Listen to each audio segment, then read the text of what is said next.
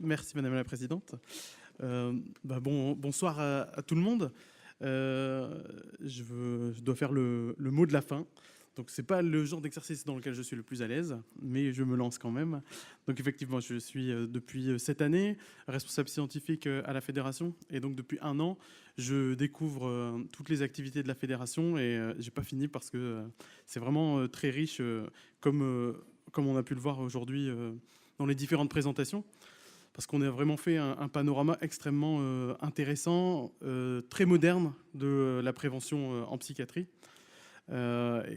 Et pourtant, ce n'est pas un exercice aisé. Donc, je vais essayer de reprendre un petit peu les points que j'ai trouvés importants et ce que j'en ai pensé au cours de la journée. Je vais faire vite, hein, je vous rassure, j'aime pas les longs discours. Déjà, il y a Bruno Falissard qui a eu un message vraiment très intéressant et souvent, comme souvent, tout en nuances et souvent avec des frontières qui étaient un peu floues entre les différents types de prévention, entre la pratique clinique, la prévention collective, la recherche appliquée. Et il a rappelé que la prévention, c'était quelque chose qui existait depuis Socrate, mais la prévention, c'est même quelque chose qui existe depuis la Mésopotamie. Donc il y a 6000 ans, on parlait déjà de prévention, même pour des symptômes qu'on peut interpréter comme des symptômes psychiatriques, où par exemple, il était recommandé aux personnes de ne pas passer dans des endroits impurs pour ne pas ressentir une oppression interne qu'on peut qualifier d'anxiété ou de dépression. Mais ça, c'est un autre débat. Mais pour vous dire que c'est un débat extrêmement ancien. Donc moi, ce que j'ai trouvé intéressant dans ces histoires de prévention et dans ce que la fédération a permis de rassembler, parce que c'est quand même des champs extrêmement différents qui ont été rassemblés aujourd'hui, ce qui est peu habituel dans la recherche en psychiatrie à l'heure actuelle, c'est une dimension de la prévention qui est très plurielle, multi-échelle, multifactorielle, avec des acteurs qui sont extrêmement différents. Donc il y a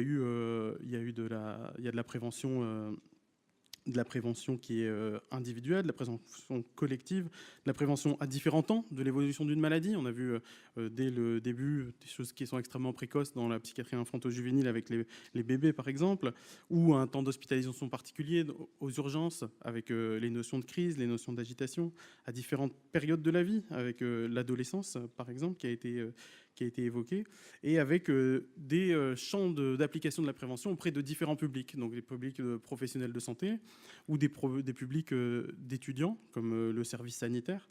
Et on a eu aussi une approche très neuroscientifique, une approche neuroscientifique très moderne qui a été présentée. Et mon regard par rapport à ça, c'est que la fédération permet de rassembler toutes ces échelles dans une approche extrêmement riche. Et comme je le disais tout à l'heure, il n'y a pas beaucoup d'exemples où on peut parler avec et où des familles de patients peuvent assister, discuter, donner leur point de vue, où on peut échanger au niveau des neurosciences, où on peut échanger en termes d'épistémologie, d'où vient la prévention, est-ce que la prévention elle doit être plus large ou pas. Donc c'était une journée que j'ai trouvée assez fascinante et assez intéressante.